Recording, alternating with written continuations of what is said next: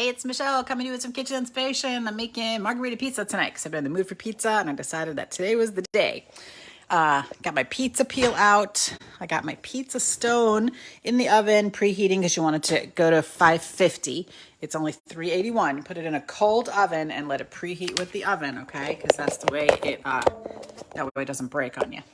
All right, so the first thing I'm going to do is start making my sauce. And I grabbed my smooth edge can opener. If it picks up the can, then you know it's going to work correctly. So we're going to... Now, this pizza sauce that I'm making for this pizza is different than the pizza sauce I make for regular pizza. Turn it the other way, let's go. Then we're going to use a little bird beak to lift the lid right off. Put it out of the way. The difference is when I do pizza sauce for regular pizza, I do a can of sauce and a can of paste, and I mix it together because I want a thicker, richer sauce for that. But the margarita pizza, you want your sauce to be a little bit lighter. So I'm sticking with only a tomato sauce, no tomato paste. But I'm going to use fresh tomatoes in addition. All right, so I'm going to grab a couple of cloves of garlic here. I'm going to take about 5 cloves of garlic and grab my garlic press and start pressing them into the sauce. So you don't have to peel your garlic with our garlic press. You just squeeze it and it pops off the front, and then use the little tool to scrape your garlic in there and then pull your paper out. So we're going to do that a couple more times. Get a bunch of garlic in here because you know what? It doesn't taste like pizza unless it has a lot of garlic, because that's just the way pizza is, right? Us Italians, we like our garlic. And you know what? Garlic fights heart disease and cancer. So add it to your diet, fresh garlic, okay? And it makes everything taste really good. Well, you know, everything that doesn't have sugar in it. I should say that because you wouldn't want to mix garlic and sugar together. But it really is good for you. Okay, and just one more. Now this is going to be enough sauce for 2 pizzas, because that's what I'm making. All right, and then you take this side of the little Barbie hairbrush and you poke it in the holes here, and then you hand wash it. Okay, so there is my that we're going to put in about a tablespoon of Italian seasoning, or if you don't have Italian seasoning, at least put in some oregano. Okay, and just a dollop of some extra virgin olive oil. All right.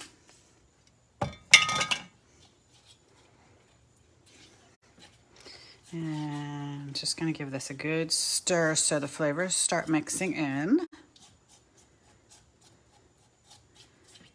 If you're using fresh tomatoes that you like blend, make sure you add some salt, okay? I used canned tomatoes, don't need salt with canned tomatoes. Okay, let's get the rest of our ingredients together here. All right, next thing I'm gonna do is grab my, what most people would call a bread knife. This is our 8-inch serrated bread knife, and it's awesome for cutting tomatoes, okay? And I want really thin slices of tomato. And if you watch, I basically just gonna go from one end of the blade to the other, and it's gonna go right through. There's no sawing involved here. Super easy, super thin. Look, I got really nice thin pieces of tomato. I'll do that again on this one.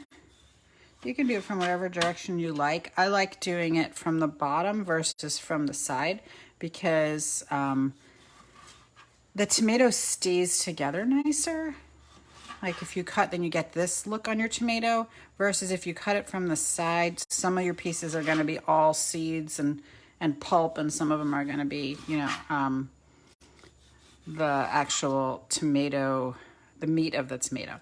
If you cut it from the bottom, it's just a little bit more regular, if that makes sense. Regular meaning they're all pretty much the same. Okay. A little bit too much stem in there, so I'll cut that out. All right, so that's from my Forged Cutlery collection with the lifetime guarantee. All right, so now I've got a big pile of basil, fresh basil, because in order to make margarita pizza, you need a whole bunch of fresh basil, right? So None of these leaves are real big. Usually if I have a big outside leaf, I will put that on the bottom, but none of these leaves are big. And then we're gonna do what they call chiffonade. I'm gonna take my professional shears. You're gonna kind of roll this, and then you're gonna cut it thinly like this. And this is called that's the technical term that chefs use. We all know I'm not a chef. I am the pampered chef, which is a different thing totally. It's a home cook more than anything else. And we're gonna get these all chiffonaded, okay? So it's an easy way to get all of your basil cut at one time also. So we're gonna pile these up again and do that one more time real fast. This doesn't have to be an exact science here, okay? That home cook, right? So I'm making food for my family. They're not super particular. They're not paying for the meal, right? It's not like in a restaurant. So we're gonna chiffonade these again. It's just basically, sometimes a cut that looks like this would be called a julienne, but when you're putting it in a roll like this, it's a chiffonade. Okay, just gonna cut that. Try to cut your fingernails off, which is easy to do here. So, got a couple that didn't quite make it in there. And then I'm gonna give those just a little bit more cut so that in case there's a couple big pieces. All right, 2 out of 3 toppings ready to go. Last topping is our fresh mozzarella cheese. Okay, let's talk about the difference between fresh mozzarella and regular mozzarella. Okay, or my grandmother used to call mozzarella. So it really depends on your family. But okay, so fresh mozzarella, cured less time. So it has a different flavor. It's not as salty. It tastes delicious, but it's got a different flavor, okay? So we're gonna cut this into thin slices. Oh, look, my oven is up to 550. That's what that noise was. So we're getting close. So now my stone heated up in my oven, remember, and make sure you're using the fusion stoneware if you're gonna do 550 degrees and you're gonna heat your stoneware up before you put food on it, okay? Because your regular stoneware, the stoneware that we had for the first 40 years of Pampered Chef, does not go in the oven without food on it, okay? So you would not want to preheat that. You want to put your pizza on the stone and then put it in the oven and cook it. With the stoneware fusion, they're allowed to be preheated, they're allowed to be broiled, and they're allowed to be dishwashed also. So we have this in preheating, and we're gonna transfer the pizza to a hot stone. What I like about that is it makes the dough really nice and crisp, and it puffs up super nice. Okay, now there's all my toppings ready to go. I'm gonna move that out of the way. I'm gonna move over my pizza peel. Key to using the pizza peel is to really coat it with corn meal, not cornstarch, corn meal, okay? So, because we're gonna wanna slide our pizza off of this into the oven. So it needs to be able to move freely, and in order for it to move freely, it needs to have a lot of cornmeal on it, okay? Okay, there we go. I made my pizza dough yesterday. I'm just gonna grab half of this and put it out on here. I'm gonna just kind of do a little bit of stretching before I put it on, just to make it a little bit easier for me. Actually, I'm gonna put, what's gonna go on here is it's gonna move out from the center, so we wanna put a little bit more in the center. Now, to roll out my pizza, I need a little flour on my dough, right? So it doesn't stick to my rolling pin, which in this case is gonna be my old baker's roller. The newer one is plastic. This is the wooden one from many, many years ago. It's probably 25 years old at this point. I love that our products last so long. We have the exact same one, just in white and gray plastic, which can go in the dishwasher, which is a nice improvement over this one. But I love these because it's one-handed and it can go on here. You can use our marble rolling pin for this if you'd like, or our new wooden baker's roller. That works also. I tend to use this one for pizza. Okay, my dough's being slightly difficult. I'll do a little bit more hand stretching. It's real stiff. If you use our Pampered Chef pizza dough mix, it's a lot easier to roll out than this.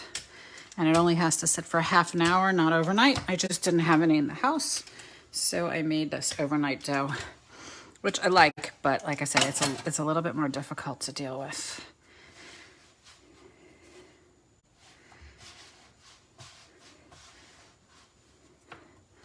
All right, I'm gonna put my put it back under there because I want it to slide. All right, let's get this rolled out. I'm holding it with one hand so it doesn't move, or I roll it with the other, because what was going on was, because this dough is so stiff, it was just moving it more than rolling it, you know. I want it to roll.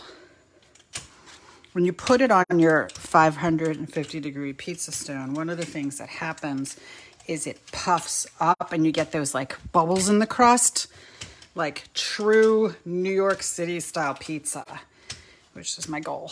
Okay.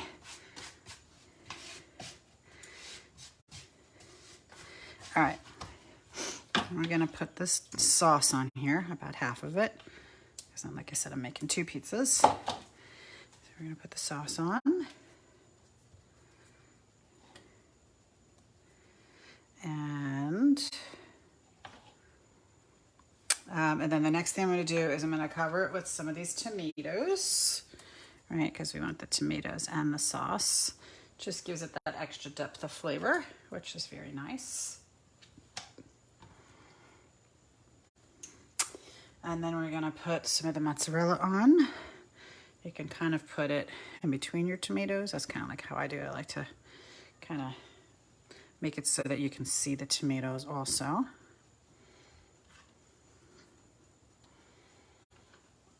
Now, if you want, you can add some Romano or mozzarella, or Parmesan to this, but honestly, it's more authentic without it.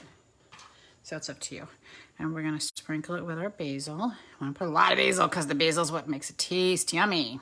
All right, and now we're gonna slide it into the oven. And let me get my spatula, because I forgot to take that out. And I'm gonna move this camera so you guys can see it slide into the oven. Ooh, the other thing I need to do is grab some of my oven mitts, because that's a super important step. Open my oven door. It's gonna smoke. Hopefully it won't send the smoke detector off. Always does a little bit of smoking. And I'm gonna grab my pizza, and I'm gonna gently slide it right onto the stone. There it is, and it's probably gonna cook about 10 minutes. It really doesn't take very long since the stoneware is hot already when it goes in the oven. So I hope you enjoyed that. Thanks so much for joining me.